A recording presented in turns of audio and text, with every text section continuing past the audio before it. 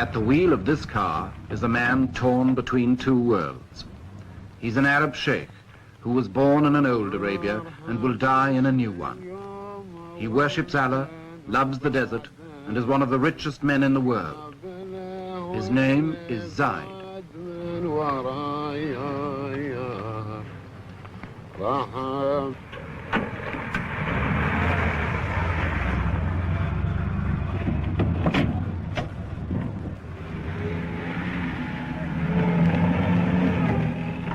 Zaid rules a little kingdom in Arabia called Abu Dhabi. 20,000 people in a stretch of sand and salt flats about half the size of Denmark. To the tribesmen who follow him everywhere, he's the undisputed boss. His forefathers ruled the desert from the back of a camel. He rides it in a limousine.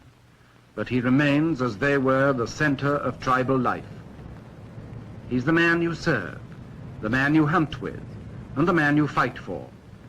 Above all, he's the man who leads. Wherever Zaid goes, his men go too.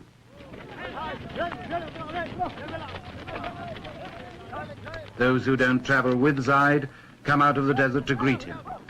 They all owe their loyalty to him, and they all expect rewards from him.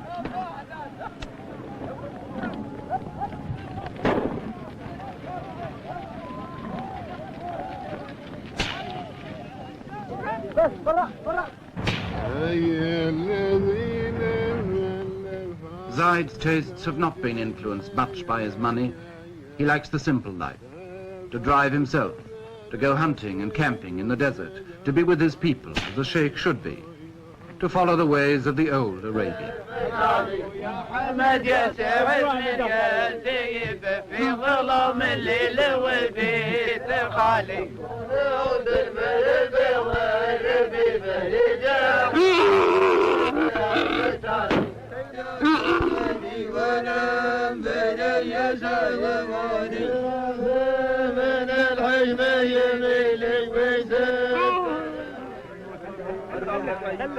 Five or 6 years ago, the people of Abu Dhabi were sunk in the poverty of 1,000 years or more.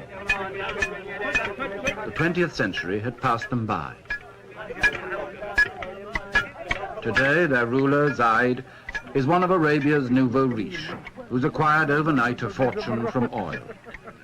His income could give $5,000 a year to every man, woman, and child in the place, enough to make Zaid a multimillionaire. Superficially, the old customs are unchanged. The tent goes up as it always did. The food is prepared as simply as before.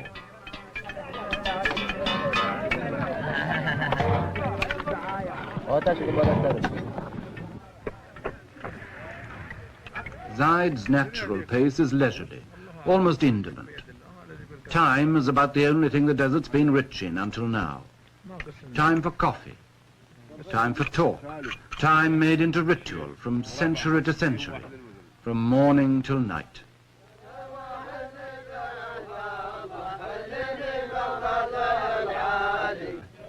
And these men will chant hour after hour.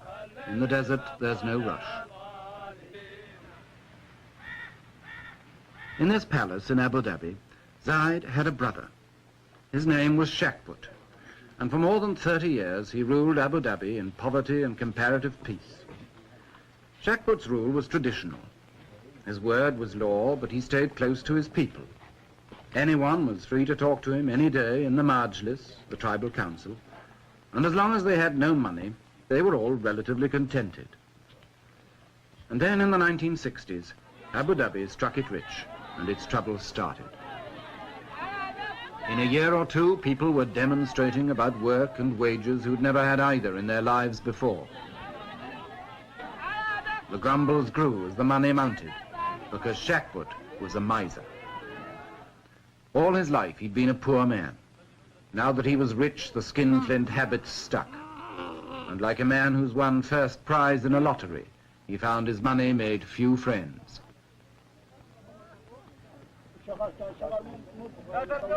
People began to say his brother Zaid would be a better ruler.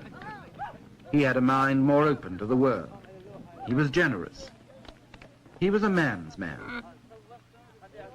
But Zaid had sworn to his mother years ago that he would never harm Shakput, and for 5 more years he stayed loyal, and the people waited.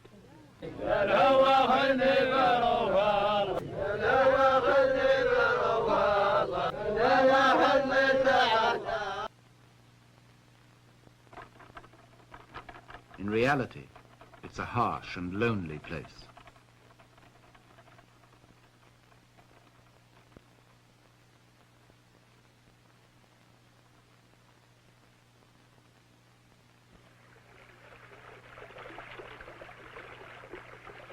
Only water makes Arabia bearable.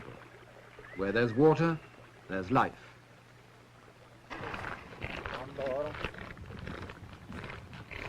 Every well in the desert is like a port. The camel caravans cross the desert like ships cross the sea.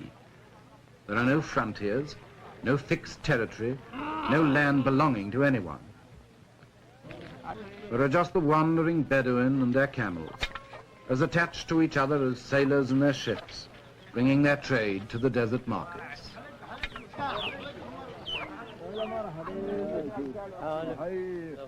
It's a hard life in Arabia, and it breeds hard men. There's still a sort of biblical rhythm about it. If you want to know what the loaves looked like in the Bible parable, here they are, baking in Arabia today just as they did 2,000 years ago on the shores of Galilee. And I don't suppose the fish have changed much either.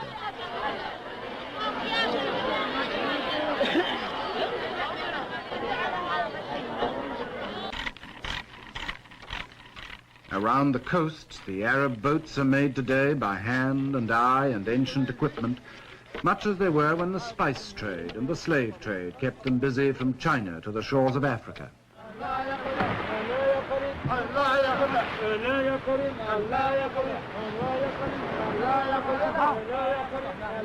To the Arabs, the sea was a source of wealth that the barren land could not provide. Fishing, pearling, trading, smuggling, and especially piracy. Arab sailors in the Indian Ocean and the Persian Gulf preyed on the ships of Europe in the Indian trade. In the end, their piracy was their downfall.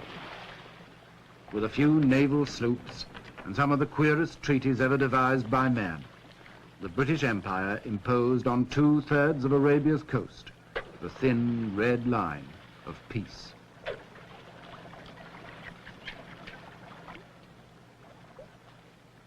But neither the empire nor peace got much further than that. The sea was all anybody cared about. As long as that was safe, the land could rot, and so it did, in neglect and perpetual tribal warfare.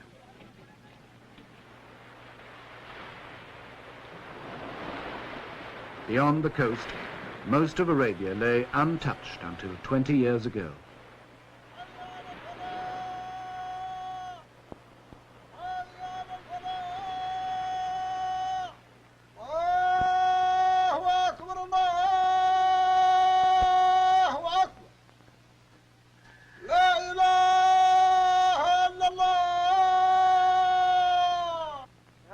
God is great. There is no God but God, and Muhammad is his prophet. The religion of Arabia, by tradition, is as forbidding as the land. It's nearly 14 centuries since Arabia was the birthplace of Islam, but it's still the home of the most devoted of all the followers of Muhammad.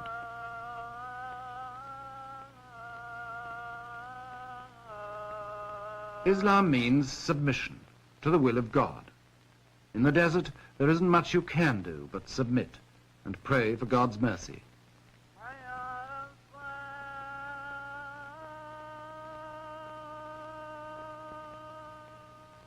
Submission makes everyone equal.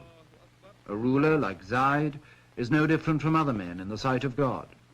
He submits like them, and wherever he is, he prays like them, and with them too. الله أكبر السلام عليكم ورحمة الله السلام عليكم ورحمة الله. The Prophet decreed that the faithful must pray 5 times a day, from dawn to dusk.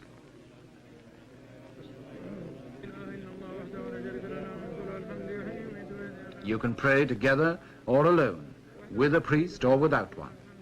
But your submission to God is complete. You're his slave. And you can count on your fingers like a rosary in 99 different ways. May God be praised. May God be praised. May God be praised.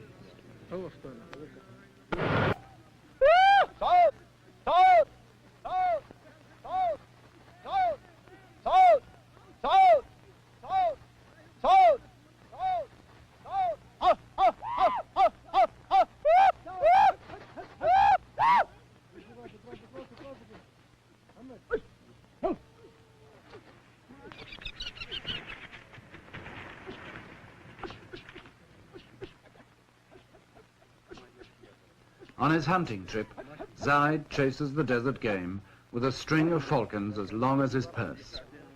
20 years ago, he'd probably have gone hunting on foot, with only a few birds to help him. Now he takes anything up to 100.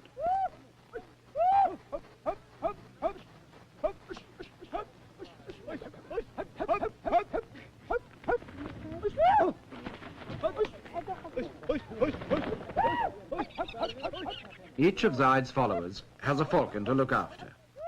They train them, stroke them, talk to them, practically sleep with them.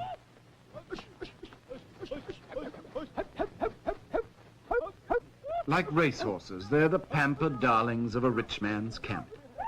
And like racehorses, they cost big money. A good bird will fetch $600 or more, imported from Syria or Iraq. And with so much oil money in Arabia now, the price is rising every year.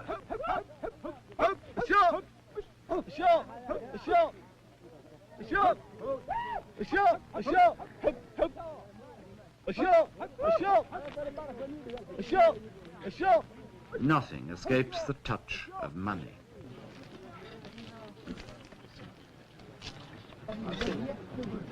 Money changes all relationships. When Zaid visits his neighbors now, the traditional feast for a visitor becomes an offering to a wealthy benefactor instead. Unlike many of Arabia's oil millionaires, Zaid believes in sharing his wealth. He told me once, the oil business is like a lottery. I might still be poor and my neighbors might be rich, so we ought to help each other. He's already given away millions. Zaid's host at this feast was one of his poorest neighbors. But now that Zaid has touched his palm with silver, he won't be quite so poor.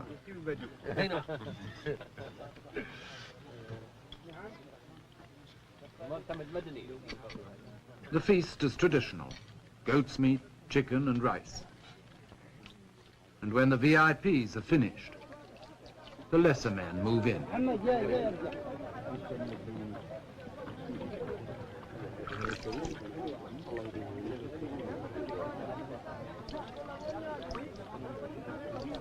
It's always the custom in Arabia for the poor to eat at the rich man's table, or rather, off the rich man's floor.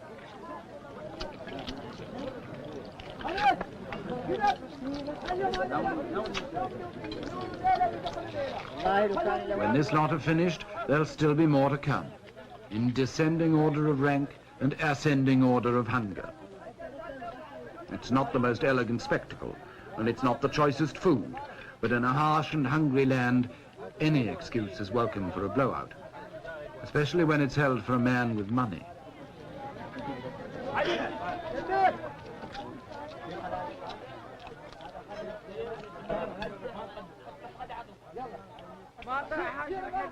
لي صفا ونزاح همي ولا باس ان قلت جرب لي القلم باهتمامه ما دام فكري سالي كل هو جاس بمعان ان قلتها بالتمامه معنا على ما دار قلب واحتاس. The old Arabia pulls at the heart. The world where Zaid was raised, and where he always likes to be. Around the campfire in the cool desert night, among his men, listening to those endless Arab fairy tales that the audience knows as well as the storyteller, of love and beauty and the 1,001 nights.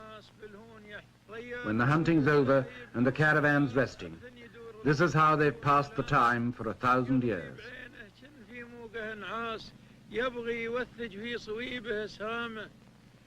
This is the old, and sometimes beautiful Arabia, where time is endless and patience more so.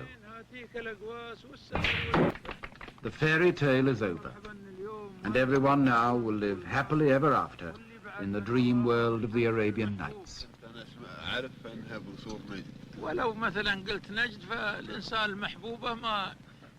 But in the real world of Arabia tomorrow, it's not so easy.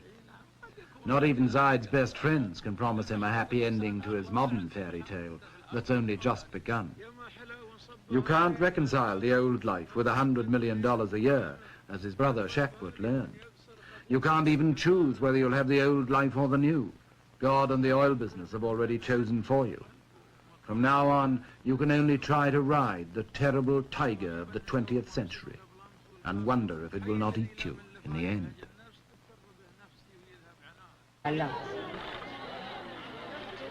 This is what Arabs call the souk, the bazaar or marketplace. And in Abu Dhabi, it's Bond Street and Fifth Avenue and the neighborhood supermarket all rolled into one.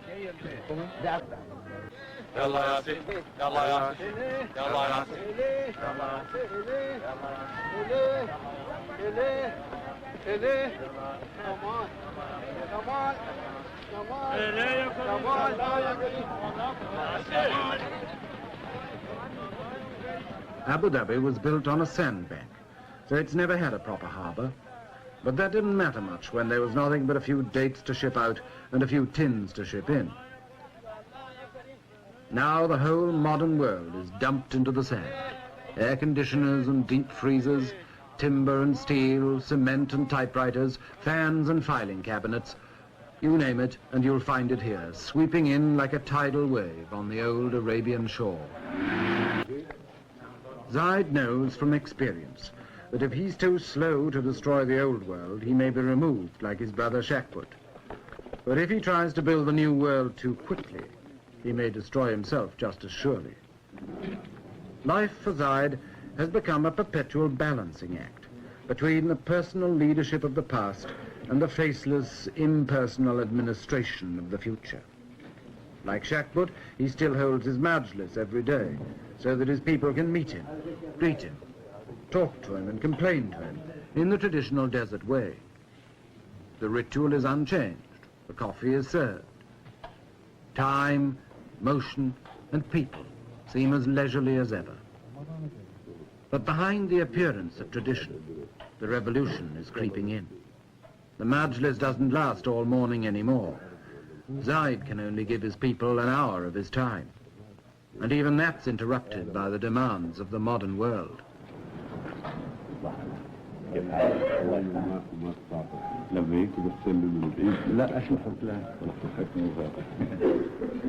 Welcome to the international businessmen. Welcome to the salesmen, to the experts, to science and high finance. Maybe welcome to the con men too, until Zaid learns to pick them from the rest.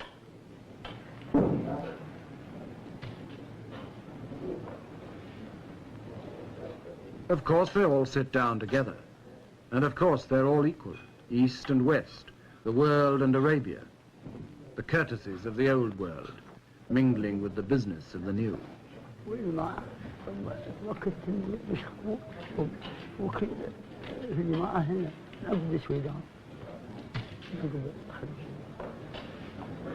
But it's the newcomers in business suits who get the places of honor at Zaid's side. And not just because Arab hospitality demands they should be favored. They're there because they represent power. The power to provide the people of Abu Dhabi with anything Zaid can now afford to buy. Still, the ritual goes on, balancing the new with the old. The first thing a visitor must do in Arabia is to learn patience. You can sit for hours in places like this and never do anything but ask after each other's health. All in good time and all by the will of God. Never do today what you can put off till tomorrow. Never act if you could talk instead.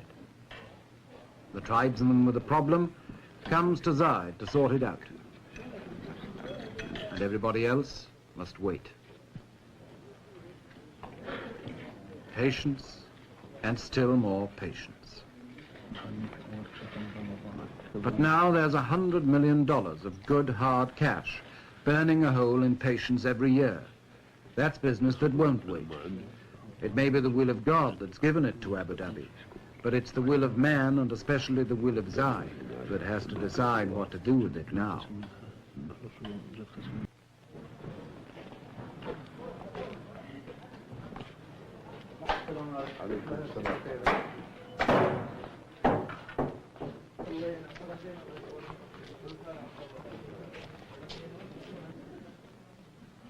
In the courtyard of Zaid's palace, the centuries slide back again.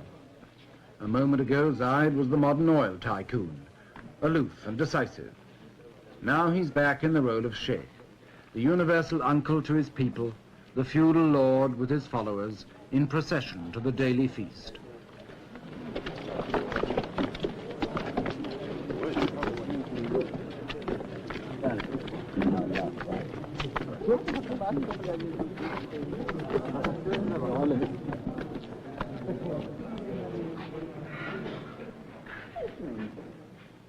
To the tribesmen of the desert, used to bread and dates in the sand, Zaid's table is a revelation. It's loaded with more food than many of them have ever seen, and it really is a table, and not just the floor. The idea of a free meal for all Zaid's followers is traditional, and he rarely sits down with less than 50 men. But the forms and the food are new. Money talks here through waiters in black ties, through plates and soup spoons, and a whole new ritual of table manners to master. Like the newly rich in any part of the world, the Arabs of Abu Dhabi are learning to keep up with the Joneses. Snobbery is the latest local vice.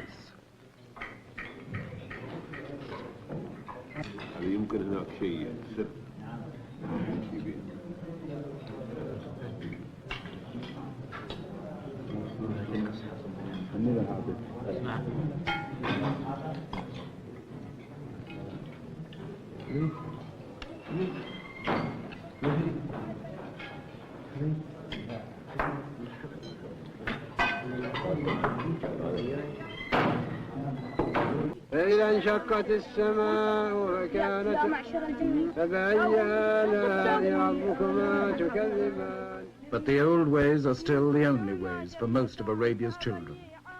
Schools like this, where the boys learn the Holy Quran by heart, haven't changed in 1,000 years. It's still the only sort of school most kids ever see, if they're lucky enough to see a school at all.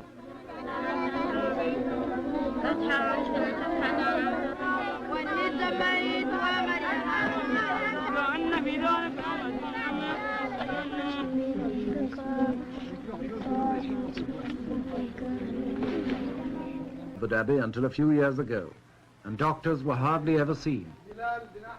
Now there's this American mission hospital, overburdened, overcrowded, forced to compromise, like everything in Arabia, between modern standards and old habits. It's something that we have not wanted to exist, these patients being in all together, but we've been working on it, and we haven't come up with a good answer, simply because we don't have enough staff to watch all the doors. We lock the front door and they come in the back door or the side door. So we have gotten sort of used to it over the years, so that now we don't mind it much. When they're all in there together, it's their hard luck if they can't have the privacy of a personal examination with the doctor. The little children often have diarrheas or fever, colds and sores and abscesses and such to take care of. And then the local Arabs seem to have their share of accidents, falling out of a palm tree or off of a camel. And they seem to be sort of dangerous. They may fracture a limb or break a hip. And most all of the people are suffering from eye ailments of one sort or another, from the youngest child to the oldest man, with the ailment of trachoma, which is here. Many of them are suffering from tuberculosis. More and more we are detecting this disease as we go on with X-ray.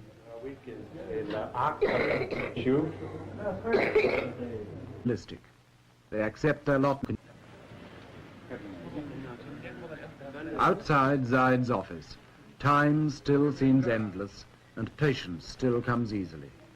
His people have given up their lives to Allah. What God wills, they still accept. As the officers grow, the people seem to shrink. When Zaid was simply the leader of a tribe, these men could meet him every day.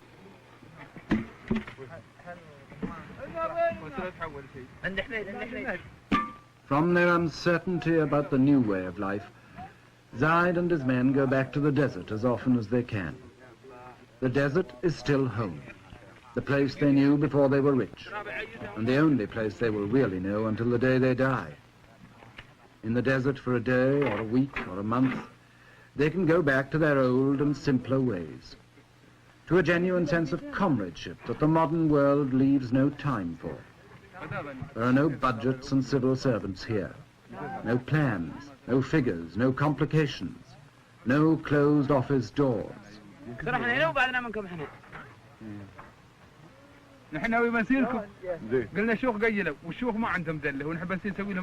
There's the sky, the heat, the emptiness, and the infinity of time that they've always understood.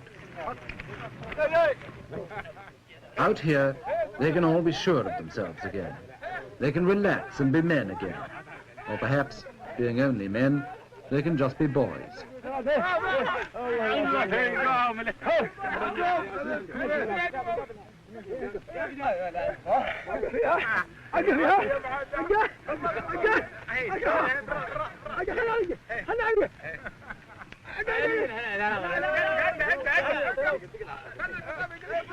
Even Zaid, the ruler, can let his hair down here and be one of the boys fighting a mock battle with his secretary.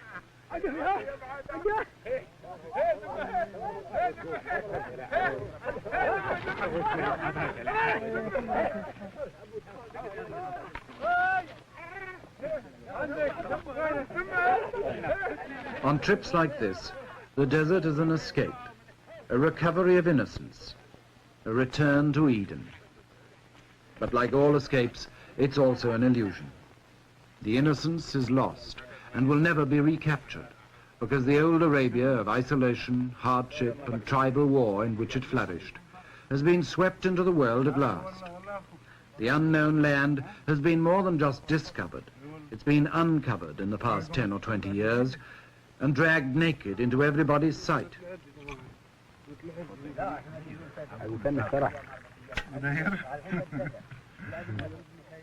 Of course, this doesn't mean that the old Arabia has disappeared in the space of the last few years.